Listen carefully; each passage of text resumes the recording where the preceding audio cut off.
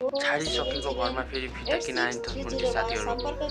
बुन्टी 315 एपिसोडमा देखाएको छ कि अन्तिमतिर बुन्टीले घर छाडेर गएको थिइन्। त्यसपछि उनी फेरि 315मा रिटर्न आफ्नो घरमा आइसकेकी छन्।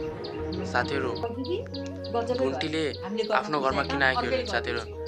बुन्टीले सिरियाले र जेरीले बुन्टीलाई धेरै नै हेपेका छन्। त्यसको बदला लिन त बुन्टी आएकी हुन् जस्तो लागिरहेको छ साथीहरू। तपाईँलाई के लाग्छ?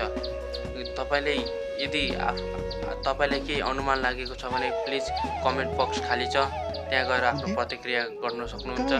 साथीहरू नमस्कार, तपाईँलाई स्वागत छ हाम्रो च्यानलमा। तपाईँहरू पहिलोचोटि च्यानल भिजिट गर्दै हुनुहुन्छ भने कृपया एक लाइक र च्यानललाई सब्सक्राइब गरेर आगामी दिनहरूमा आउने भिडियोको नोटिफिकेसन तपाईँलाई पुगोस् भनेर तपाईँले बेलको नोटिफिकेसन अल गर्नुहोला। साथीहरू, अब हामी कुरा गरौँ बुन्टी भागमा भने अबको बुन्टी 316 एपिसोडमा भने अब के हुनसक्छ साथीहरू धमाकेदार। खासमा त्यो बुन्टीको फेस त होइन साथीहरू, बुन्टीको फेससँग म्याचै गर्दैन। त्यो कान्छी सिरियलको कान्छीको फेससँग म्याच गर्छ साथीहरू। अब उनी बुन्टी होइनन् जस्तो लागिरहेको छ साथीहरू। फेस पनि म्याच गरिरहेको छैन साथीहरू। तर सकेसम्म उनी बुन्टी नै हुनसक्छन् भन्ने हामी लागिरहेको छ साथीहरू। तपाईँलाई के लाग्छ प्लिज कमेन्ट बक्समा भन्न सक्नुहुन्छ साथीहरू। अबको आउने सिरियलमा अब आउने एपिसोडमा भने बुन्टीका पक्षमा सुकुमाया भई अनि सुकुमाया बदला लिन सक्छन् भूपेन्द्र, सिरिया र जेरीसँग साथीहरू। अनि उनीहरूको कारणले बुन्टीले घर छोडेर जानु परेको र भूपेन्द्रलाई पनि सजाय त मिल्छ साथीहरू।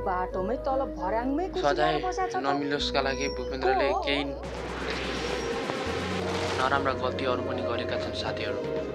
साथै भूमिकालाई भने भूमिकाका परिवारहरूले यस्ता नराम्रा कामहरू गरिरहेका छन् कि यस्तरी दलाइरहेका छन् कि काममा साथीहरू। उनले भुन्टीलाई गरेको सजायको फल त मिलिरहेको छ साथीहरू। साथै टोकले अब भुन्टीलाई भद्रसँग मिलाउने प्रयास गर्छन् जस्तो लागिरहेको छ। भद्र भने भूपेन्द्र र भुन्टीलाई एक बनाउन चाहन्छन्। टोकले भने भुन्टी र भूपेन्द्रलाई अलग बनाउन चाहन्छन् साथीहरू। तपाईँलाई के लाग्छ भूमिकालाई त्यसरी सजाय दिनु मोहनको परिवारले राम्रो गरेको हो या नराम्रो? त्यो विगतमा गरेको भुन्टीलाई सजाय हो साथीहरू। तपाईँलाई के लाग्छ कमेन्ट गर्नुहोला। साथै तपाईँहरू पहिलोचोटि हाम्रो च्यानल भिजिट गर्दै हुनुहुन्छ भने कृपया एक लाइक र च्यानललाई सब्सक्राइब गरिदिनु होला। आगामी आउने दिनहरूमा तपाईँहरूलाई यस्तै भिडियो हेर्नको लागि साथीहरू। आजका लागि यति नै, बाई।